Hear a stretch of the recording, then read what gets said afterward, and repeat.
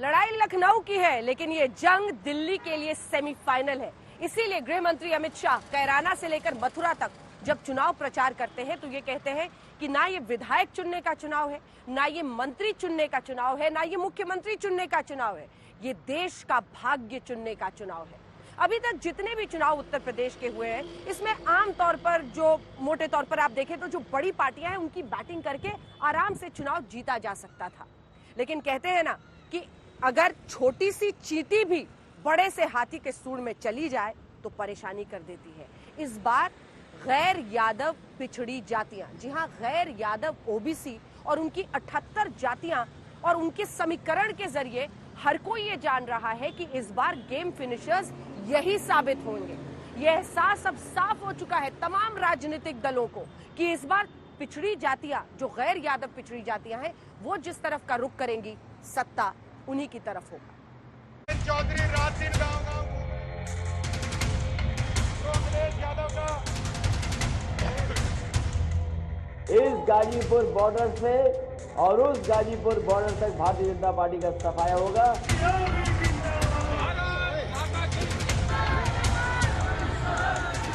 सपा बसपा बसपा सपा के राज में माफियाओं ने इस प्रदेश को गिरफ्त में लिया था। समाजवादी गठबंधन के साथ जो लोग हैं उनकी सरकार बनने जा रही है। पश्चिमी उत्तर प्रदेश में जाट वोट हराने और जिताने की ताकत रखते हैं, लेकिन सिर्फ जाट वोट ही ऐसा कर सकते हैं, ये कहना भी अतिशयोक्ति होगी। मुख्यमंत्री थे। राजनीति में ताकत सिर्फ किसी एक के पास नहीं होती।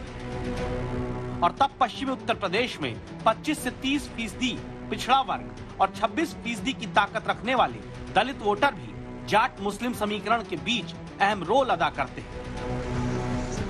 अब तक पश्चिमी यूपी में दलितों में भी 80% तक पावर रखने वाले जाटो वोटर मायावती के ही दल के साथ हैं। क्या इस बार भी लखनऊ की लड़ाई में बीएसपी जब जमीन पर भले दिख नहीं रही, तब वो वोट बढ़ सकता है? क्या समाजवादियों के साथ इस बार अम्बेडकरवादी जी भी मिलकर के भारतीय जनता पार्टी जो बाबा साहब का बनाए हुए संविधान को खत्म करना चाहती है, ये बाबा साहब का बनाए हुए संविधान को उड़ा देंगे। इसलिए समाजवादी और अम्बेडकरवादी साथ मिलकर के हराएंगे। आप ये भी कह रहे हैं कि समाजवादी अम्बेडकरवादी दोनों साथ लड़ेंगे? ऑफ कोर्स, सारे सेक्शंस, सारे रंग। पश्चिमी उत्तर प्रदेश में भले ही जाटो समाज की भागीदारी बड़ी तादाद में हो, लेकिन वाल्मीकि समुदाय भी कम नहीं है। नोएडा, गाजियाबाद, मेरठ, मुजफ्फरनगर, बुलंदशहर, अलीगढ़, रामपुर, ये ऐसे इलाके हैं जहां वाल्मीकि समुदाय भी बड़ी तादाद में रहता है और ये बीजेपी का इस पर अच्छा खासा प्रभाव है। इसके बाद लखनऊ की लड़ाई में अगर आप सोचते हैं कि जाट मुस्लिम और दलित वोटर ही सारे खेल बना देंगे तो रुकिएगा। सत्ता दिलाने में छुपे हुए रुस्तम वोट बैंक को जान लीजिए।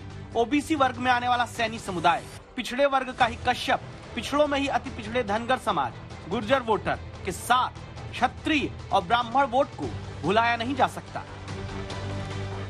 अलग अलग जातियों में बटे इन मतदाताओं में अधिकतर किसान हैं, जिन्हें लुभाने के लिए अब हर प्रेस कॉन्फ्रेंस में अपनी जेब में अन्न बंधी हुई लाल पोटली लेकर अखिलेश यादव पहुंचते हैं। किसानों की बात आते ही जेब से लाल पोटली निकालते हैं। अन्न संकल्प लेने की बात किसानों के हक में करते हैं। अन्न संकल्प के लिए हम पोटली लेके चलते हैं। यही अन्न है जो हमें और आपको जिंदा रखता है। किसान जो हमें पेट भरता है और कपड़े दे पहनाता है, उसके हक में हम दोनों लोग लगातार इसी तरह से संकल्प करते रहेंगे और लड़ाई लड़ते रहेंगे जब तक भारतीय जनता पार्टी को हटा न लें और उत्तर प्रदेश से सफाया न कर दें। कृषि बिल लाने के बाद शुरू हुए किसान आंदोलन से पश्चिमी उत्तर प्रदेश में विरोध तेज हुआ। सरकार ने बिल वापस ले लिया। क्या इसके बाद भी अलग अलग जातियों में बटा खेती किसानी से जुड़ा 70% किसान वोटर विरोध में वोट दे सकता है? अखिलेश भाई, आपका और सपा का 10 साल सरकार रहा, पुरानी छोड़ दीजिए, विशुद्ध सरकार 10 साल रही। किसानों के लिए आपने क्या किया? जरा लेकर आइए। हम पूछना चाहते हैं, नरेंद्र मोदी जी ने उत्तर प्रदेश के, सिर्फ उत्तर प्रदेश के अंदर 2,53,58,000 किसानों को 37,800 करोड़ रुपया प्रति साल 6,000 के हिसाब से बैंक अकाउंट में डायरेक्ट भेजने का काम किया है। 2017 में चुनाव में पेशे के आधार पर 5 एकड़ तक खेती के मालिक 8% किसानों ने वोट दिया, जबकि पेशे के आधार पर ही बांटे तो 9% वोट देने आए खेतिहर मजदूर थे। 5 एकड़ से ऊपर के यानी समृद्ध किसान जो वोट देने आए वो करीब 1% रहे।